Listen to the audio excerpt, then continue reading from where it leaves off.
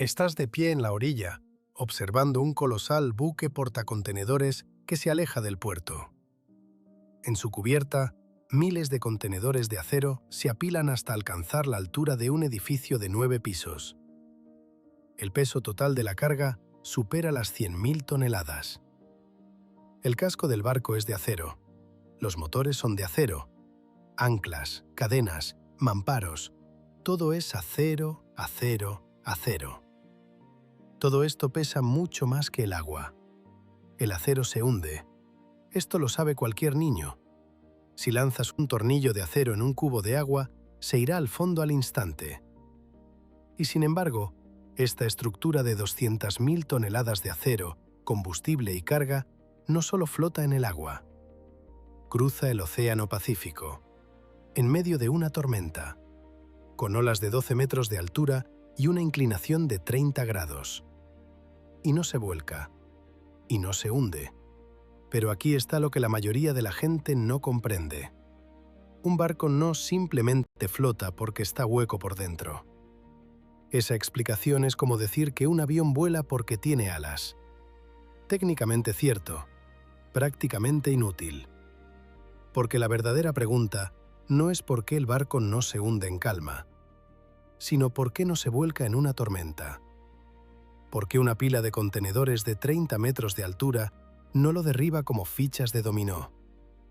¿Por qué un barco que ha sufrido una vía de agua y ha tomado miles de toneladas de agua aún puede mantenerse a flote?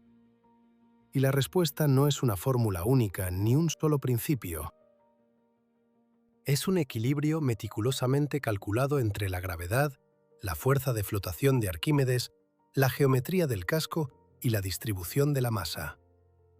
Un equilibrio donde el margen de seguridad se mide en centímetros y grados. Un paso en falso en cualquier dirección y 200.000 toneladas de acero se volcarían y se hundirían en cuestión de minutos. Hoy desentrañaremos la física oculta que mantiene al barco sobre el agua y evita que se vuelque. Y te prometo que después de este vídeo, nunca volverás a mirar un barco que pase de la misma manera. Comencemos con lo básico. ¿Por qué un barco de acero no se hunde? La ley de Arquímedes. Un cuerpo sumergido en un líquido es empujado hacia arriba con una fuerza igual al peso del líquido desplazado. Esto se aprende en 7º grado, pero pocos se detienen a pensar en lo que realmente significa para un barco. Una lámina de acero se hunde porque su densidad es mayor que la del agua. Pero esa misma lámina de acero, doblada en forma de caja, desplaza un gran volumen de agua con una masa propia relativamente pequeña. El espacio vacío dentro del casco no es nada. Es aire, cuya densidad es 800 veces menor que la del agua. Un barco es una cáscara de acero llena de aire. Y la densidad promedio de esta estructura, casco más aire más carga, debe ser menor que la del agua. Entonces, la fuerza de flotación supera el peso, y el barco flota hasta que estas fuerzas se equilibran. El punto de equilibrio determina el calado, la profundidad a la que el barco está sumergido. Cuanto más pesada es la carga, más profundo es el calado. Cuanto mayor es el volumen del casco por debajo de la línea de flotación, más agua se desplaza y mayor es la fuerza de flotación que genera el barco. Mientras haya volumen de reserva en el casco, el barco flota. Si el peso supera la fuerza de flotación máxima, el barco se hundirá. Por eso cada barco tiene una marca de carga, la línea de Plimsoll, que indica el calado máximo permitido. Si cargas el barco por debajo de esta línea, la reserva de flotabilidad se vuelve peligrosamente escasa. Pero la flotabilidad es solo la mitad del asunto. Y francamente no es la mitad más interesante. Porque un barco que flota pero se vuelca no es mejor que uno hundido. La verdadera cuestión es la estabilidad. La capacidad de un barco para volver a su posición vertical después de ser inclinado por una fuerza externa, una ola, el viento, un desplazamiento de carga. Y aquí es donde comienza la física que decide si un barco vive o muere. En cada barco existen 2 puntos críticos. El primero es el centro de gravedad, designado por la letra G. Este es el punto donde se concentra todo el peso del barco. Depende de cómo se distribuye la masa, dónde están los motores, dónde se coloca la carga, dónde están los tanques de combustible, dónde se ubican las superestructuras. El centro de gravedad siempre tira del barco hacia abajo. En el mundo de la ingeniería naval, hay dos puntos clave que determinan la estabilidad de un barco. El primero es el centro de gravedad, marcado con la letra G. El segundo, el centro de flotación, representado por la letra B.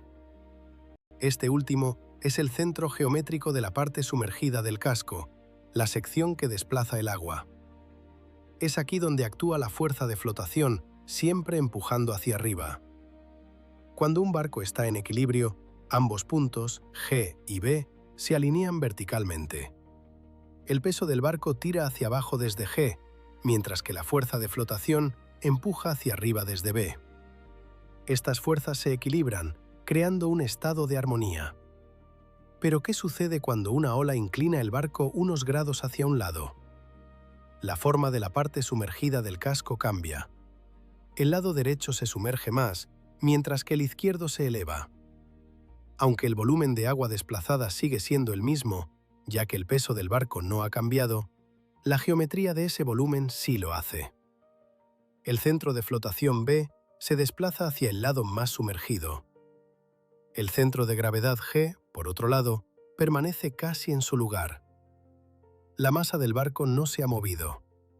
Ahora, el peso del barco sigue tirando hacia abajo desde G, pero la fuerza de flotación empuja hacia arriba desde B, que ya no está directamente bajo G. Se ha desplazado hacia la derecha. Estas dos fuerzas, el peso y la flotación, crean un par de fuerzas, un momento de rotación. Y la dirección de este momento lo es todo. Si el momento devuelve el barco a su posición vertical, el barco es estable. Oscilará y se enderezará. Si el momento lo inclina más, el barco es inestable y corre el riesgo de volcar. Para determinar qué ocurrirá, los ingenieros introducen otro punto, el metacentro, marcado con la letra M. Este es el punto donde la línea vertical que pasa por el centro de flotación desplazado B se cruza con el eje central del barco. Es un concepto geométrico, pero su significado físico es crucial. Si el metacentro M está por encima del centro de gravedad G, el barco es estable.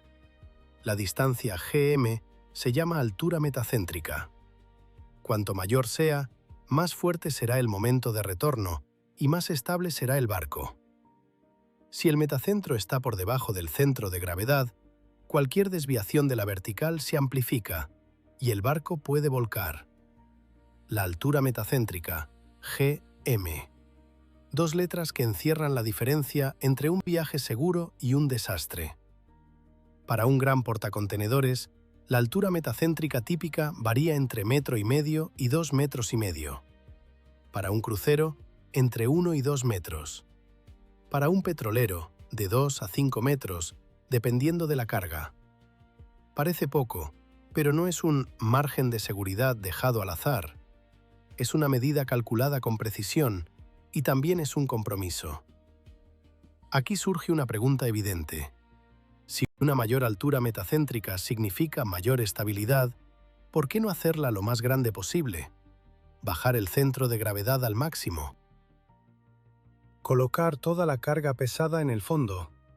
Llenar los tanques de lastre. Crear un barco que sea imposible de volcar. Y aquí es donde la física empieza a resistirse.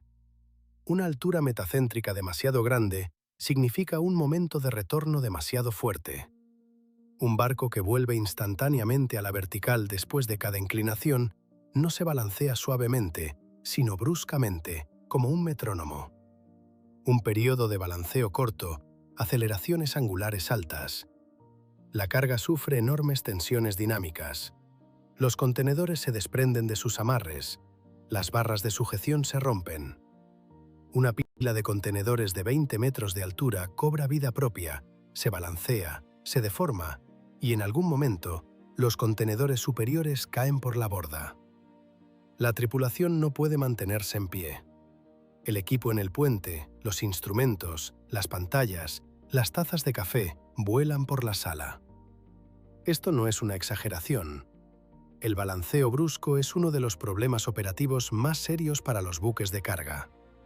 La pérdida de contenedores en el mar ocurre regularmente. Cada año, cientos y miles de contenedores se pierden, y una parte significativa de estas pérdidas está relacionada con la resonancia paramétrica y el balanceo excesivamente rígido. Una altura metacéntrica demasiado pequeña y el barco se vuelve inestable. Se inclina lentamente, regresa con desgana, y cualquier impacto adicional, una ráfaga de viento, un desplazamiento de carga, un giro de ola, puede ser el impulso final que lo lleve más allá del punto de no retorno. El vuelco. La estabilidad perfecta no es ni un máximo ni un mínimo. Es un estrecho corredor donde el barco es lo suficientemente estable para no volcarse y lo suficientemente flexible para no dañar la carga ni lanzar a la tripulación de sus literas. Pero la altura metacéntrica es solo una medida de estabilidad para ángulos de escora pequeños. 5, 10, quizás 15 grados. ¿Qué sucede cuando los ángulos son mayores? Aquí entra en juego una herramienta más compleja, el diagrama de estabilidad estática, o curva GZ. Esta muestra cómo varía el momento de recuperación a medida que aumenta el ángulo de escora. En ángulos pequeños, el momento crece. El barco resiste con más fuerza. Luego alcanza un máximo, y después comienza a disminuir. En algún punto se iguala a cero. Este ángulo crítico se llama ángulo de derrumbe de la curva de estabilidad. Más allá de este punto, el momento es negativo. El barco ya no se recupera, se vuelca. Para la mayoría de los buques comerciales, el ángulo de derrumbe está entre 50 y 70 grados. Parece mucho, pero en una tormenta oceánica, donde las olas generan cargas dinámicas y el agua en la cubierta añade miles de toneladas de peso por encima de la línea de flotación, la reserva real puede ser mucho menor. Hay un término que todo ingeniero naval conoce y que todo capitán teme: la superficie libre del líquido. Imagina un tanque medio lleno de combustible. Cuando el barco se inclina, el líquido en el tanque se desplaza hacia el lado más bajo. La masa se mueve hacia el lado de la escora. El centro de gravedad del barco se eleva. La altura metacéntrica disminuye. La estabilidad se reduce. Esto no es una abstracción teórica. Es uno de los principales asesinos de barcos. Un petrolero que transporta carga líquida en tanques parcialmente llenos puede perder estabilidad simplemente por el movimiento del líquido en su interior.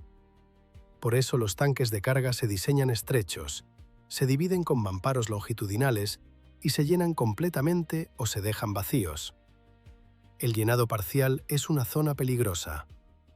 El pesquero West se volcó y se hundió en el Océano Pacífico en 2004. Entre las causas estaba la superficie libre del líquido en las bodegas de pescado. La captura no estaba adecuadamente asegurada y con el balanceo, el pescado y el agua se desplazaban de un lado a otro, balanceando el barco cada vez más hasta que se volcó. 6 de los 8 tripulantes murieron. Superficie libre del líquido. 3 palabras. Y detrás de ellas, cientos de marineros muertos y decenas de barcos hundidos. Existe otra situación crítica: la inundación de un compartimento. Una brecha, una colisión, un encallamiento. El agua irrumpe en el casco,